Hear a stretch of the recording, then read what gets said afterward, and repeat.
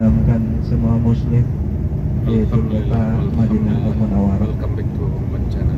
Silakan nanti Bapak dan Kita Ibu. berada 3 menit lagi sebelum kota Karena ini Madinah. safarnya kita Mari kita sampai lihat ini. Madinah, nyampe Madinah kita berdoa Masya Allah. bahwa kita safar ke Madinah betul-betul ingin beribadah, ingin ziarah ke makam Rasulullah, dan kita meminta pada Allah dijauhi dari hal-hal yang memang mengantarkan kita kepada keburukan dan dosa. Amin ya Allah. Kita disunahkan untuk berdoa, dan juga kita pun berdoa. Ada doa, beberapa doa khusus yang diajarkan oleh para ulama ketika kita masuk kota Madinah, seperti itu. Dan Bapak dan Ibu, kita sama-sama Batu-batuan, Masya Allah. sesampai nanti di kota Madinah hotel, nanti kita akan bertemu dengan tim handling hotel, akan diberi arahan, akan dibagi kunci. Nanti Bapak dan Ibu setelah mendapatkan kunci bisa langsung beristirahat. Kemungkinan karena kita nyampe Madinah sudah lepas berjamaah untuk sholat zuhurnya, karena estimasi nyampe ke Madinah sekitar jam 1 ya. Waktu zuhur itu jam 12:35 kalau nggak salah. Kayaknya nanti kita lihat kondisi, karena tidak memungkinkan untuk kita bisa berjamaah di Masjid Nabawi. Jadi nanti Bapak-Bapak istirahat, karena informasi dari travel untuk jamaah ikhwan atau Bapak-Bapak, insya Allah ke Raudhah itu habis asar. Mudah-mudahan habis asarnya itu Ustaz Haikal, mudah-mudahan habis asarnya itu mendekati maghrib ya. Jadi sehingga kita bisa maghrib di Raudhah, seperti itu. Makanya nanti nyampe ke hotel, Bapak bisa, kita sama-sama bisa bersih-bersih, tidur sebentar sambil menunggu makan siang. Habis makan siang baru siap-siap kita ke Raudhah. Nanti akan dikasih arahan komando oleh Ustaz Haikal. Bapak dan Ibu, kami berharap jamaah umroh barengan yang 26 ini kita sama-sama bisa mengoptimalkan waktu-waktu kita di Haramain itu dengan sebaik-baiknya. Mudah-mudahan Bapak dan Ibu ketika di Indonesia sudah membuat target-targetan ya, apa yang akan dilakukan di Madinah, apa yang dilakukan di Mekah, di manage gitu kan waktunya selama 24 jam itu apa yang harus dilakukan, sehingga apa? Sehingga Bapak dan Ibu bisa optimal untuk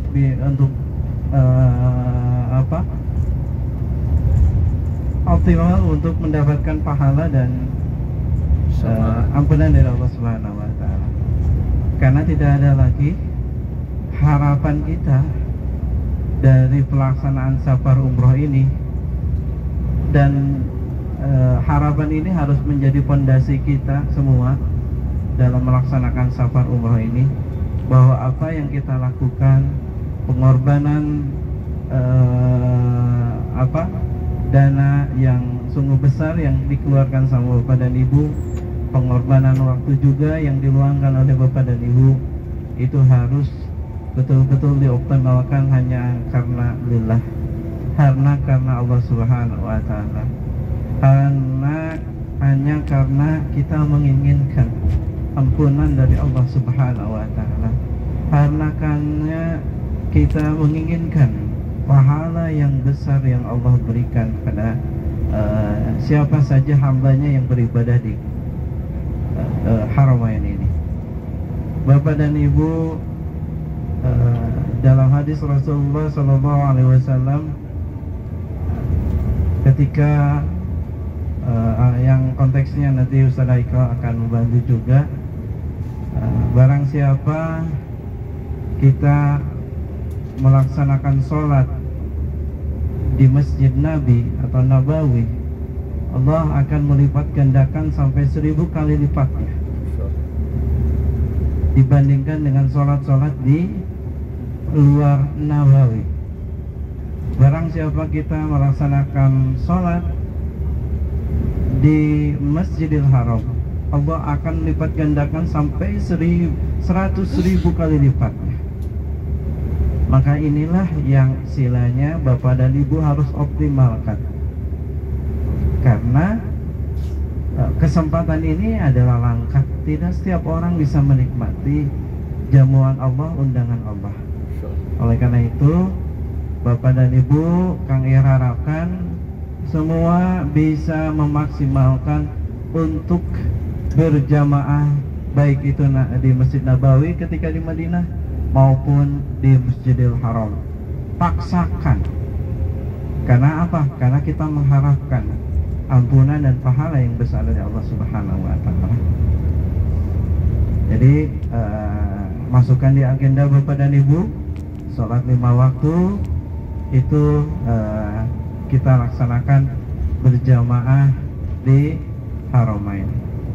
Dan untuk ahwat atau ibu-ibu, para ulama kan ketika ada seorang ibu yang mau melaksanakan sholat berjamaah, ingin mendapatkan janji dari Allah 27 rakaat, sebagian ulama membolehkannya, sebagian ulama lagi tidak membolehkannya.